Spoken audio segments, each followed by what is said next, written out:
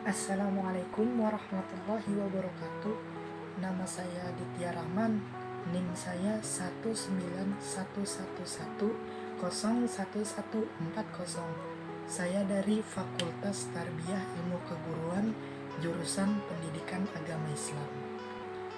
Di sini saya akan menjelaskan tentang pengertian taubat, hakikat taubat, syarat taubat, dan keutamaan taubat. Yang pertama, pengertian taubat.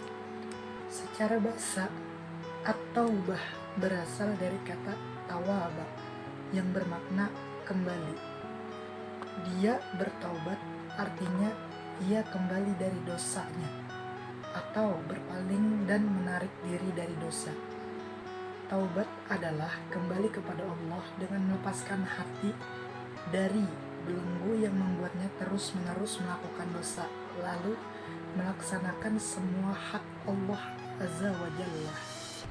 Secara syar'i, taubat adalah meninggalkan dosa karena takut kepada Allah Subhanahu wa Ta'ala, menganggapnya buruk, menyesali perbuatan maksiatnya, bertekad kuat untuk tidak mengulanginya, dan memperbaiki apa yang mungkin bisa diperbaiki kembali dengan amalnya. Yang kedua adalah hakikat taubat. Hakikat taubat yaitu perasaan hati yang menyesali perbuatan maksiat yang sudah terjadi, lalu mengarahkan hati kepada Allah Azza wa Jalla pada sisa usianya serta menahan diri dari dosa.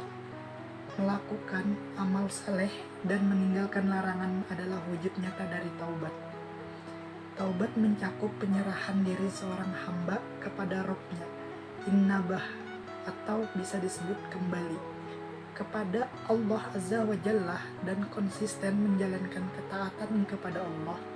Jadi sekedar meninggalkan perbuatan dosa, namun tidak melaksanakan amalan yang dicintai Allah Azza wa Jalla, maka itu belum dianggap bertaubat. Seseorang dianggap bertaubat jika ia kembali kepada Allah Azza wa Jalla dan melepaskan diri dari belenggu yang membuatnya terus-menerus melakukan dosa. Ia tanamkan makna taubat dalam hatinya sebelum diucapkan lisannya, senantiasa mengingatkan apa yang disebut Allah Azza wa Jalla berupa keterangan terperinci tentang surga yang dijanjikan bagi orang-orang yang taat, dan mengingat siksa neraka yang ancamkan bagi pendosa.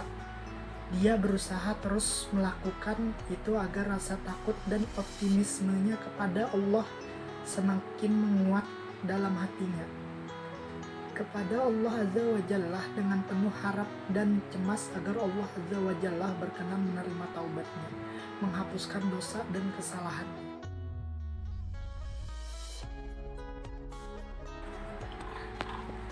Lalu yang ketiga yaitu syarat-syarat taubat.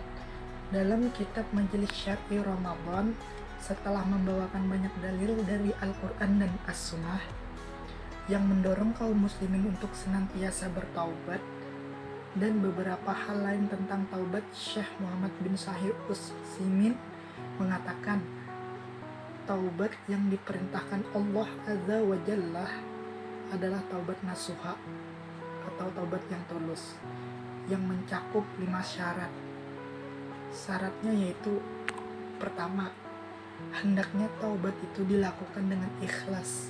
Artinya yang mendorong dia untuk bertaubat adalah kecintaannya kepada Allah Azza wa Jalla, pengagungannya terhadap Allah, harapannya untuk pahala disertai rasa takut akan tertimpa azabnya. Ia tidak menghendaki dunia sedikit pun, dan juga bukan karena ingin dekat dengan orang-orang tertentu. Jika ini yang dia inginkan, maka taubatnya tidak akan diterima, karena ia belum bertaubat kepada Allah Azza wa Jalla, namun ia bertaubat demi mencapai tujuan-tujuan dunia yang dia inginkan. Yang kedua, menyesali serta merasa sedih atas dosa yang pernah dilakukan sebagai bukti penyesalan yang sesungguhnya kepada Allah dan luluh di hadapannya, serta murka pada hawa nafsunya sendiri yang terus membujuknya untuk melakukan keburukan. Taubat seperti ini adalah taubat yang benar-benar dilandasi akidah, keyakinan, dan ilmu.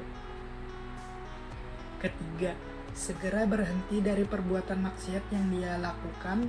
Jika maksiat atau dosa itu disebabkan karena ia melakukan sesuatu yang diharamkan, maka dia langsung meninggalkan perbuatan haram tersebut. Seketika itu juga jika dosa atau maksiat akibat meninggalkan sesuatu yang diwajibkan, maka dia bergegas untuk melakukan yang diwajibkan itu seketika itu juga. Ini apabila hal-hal wajib yang ditinggalkan itu bisa diqodho, misalnya zakat atau haji. Taubat orang yang terus-menerus melakukan perbuatan maksiat itu tidak sah. Jika ada seseorang yang mengatakan bahwa dia bertaubat dari perbuatan riba, namun dia tidak meninggalkan perbuatan ribawi itu, maka taubat orang ini tidak sah. Bahkan ini termasuk mempermainkan Allah Azza wa Jalla. Orang seperti ini bukan semakin dekat kepada Allah, namun sebaliknya, dia semakin jauh. Begitu juga misalnya ada orang yang menyatakan dirinya bertaubat dari meninggalkan sholat fardu secara berjamaah, namun dia tetap saja meninggalkan sholat ini, dia tetap tidak berjamaah. Taubat orang ini juga tidak diterima. Jika maksiat itu berkaitan dengan hak-hak manusia, maka taubatnya tidak sah kecuali setelah ia membebaskan diri dari hak-hak tersebut. Misalnya, apabila maksiat itu dengan cara mengambil harta orang lain atau menentang hak harta tersebut, maka taubatnya tidak sah sampai ia mengembalikan harta tersebut pada pemiliknya. Apabila ia masih hidup atau dikembalikan kepada ahli warisnya jika telah meninggal. Apabila diketahui ia tidak memiliki ahli waris, maka harta itu diserahkan ke Baitul Mal. Dan taubat seseorang dari dosa tertentu tetap sah sekalipun ia memiliki terus-menerus melakukan dosa yang lain, karena perbuatan manusia itu banyak macam-macam dan imannya pun bertingkat-tingkat. Namun orang yang bertaubat dari dosa tertentu itu tidak bisa dikatakan dia telah bertaubat secara mutlak. Dan semua sifat-sifat terpuji dan kedudukan yang tinggi bagi orang yang bertaubat hanya bisa diraih dengan bertaubat dari seluruh dosa-dosa. Keempat, bertekad untuk tidak mengulangi dosa tersebut di masa yang akan datang, karena ini merupakan buah dari taubat dan sebagai bukti kejujuran pelakunya. Jika ia mengatakan telah bertaubat namun masih bertekad untuk melakukan maksiat itu lagi di suatu hari nanti, maka taubatnya saat itu belum benar, karena taubatnya hanya sementara. Si pelaku maksiat ini hanya sedang mencari momen yang tepat saja. Taubat ini tidak menunjukkan bahwa dia membenci perbuatan maksiat itu lalu menjauh dari dan selanjutnya melaksanakan ketaatan kepada Allah Azza wa Jalla. Dan yang kelima, taubat itu dilakukan bukan pada saat masa penerimaan taubat telah habis. Jika taubat itu dilakukan setelah habis waktu diterimanya taubat, maka taubat tidak akan diterima. Berakhirnya waktu penerimaan taubat itu ada dua macam. Yang pertama, bersifat umum berlaku untuk semua orang, dan kedua, bersifat khusus untuk setiap pribadi. Yang bersifat umum adalah terbitnya matahari dari arah barat. Jika matahari telah terbit dari arah barat, maka saat itu taubat sudah tidak bermanfaat lagi. Terdapat di surah An-Na'am ayat 6, surah ke-6 ayat 158.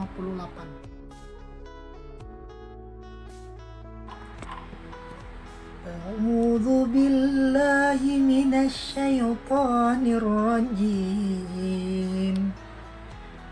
Bismillahirrahmanirrahim.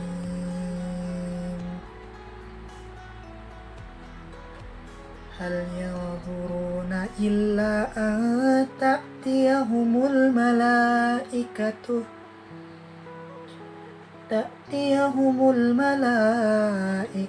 aw ya'tiya rabbuka aw ya'tiya ba'du ayati rabbik.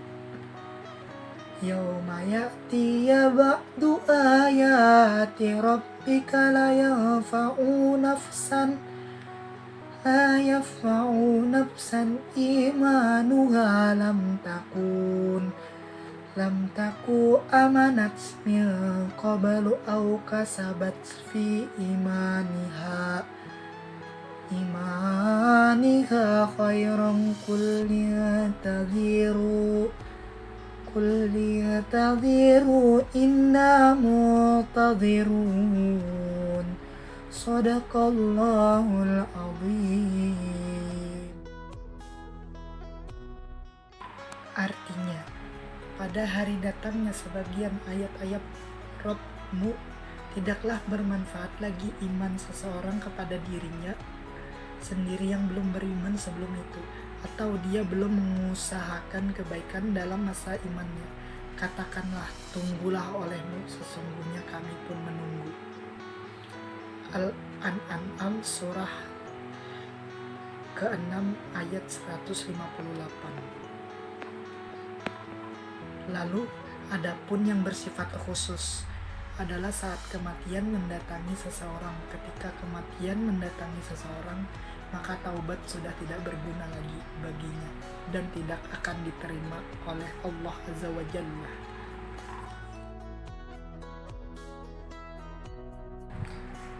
Lalu yang keempat yaitu keutamaan taubat. Allah Azza wa Jalla memerintahkan para hambanya untuk bertaubat dan berjanji akan menerima taubat mereka. Allah Azza wa Jalla berfirman di surah Asy-Syura ayat ke-25. Wa huwallazi yaqbalu tawabata ibadih, dan dialah yang menerima taubat dari hamba-hambanya.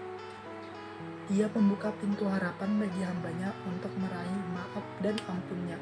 Allah Azza wa Jalla juga memerintahkan agar mereka bersandar pada kemurahan dan kedermawanannya, memohon agar kesalahan-kesalahan yang digugurkan aibnya ditutupi dan agar taubat mereka diterima.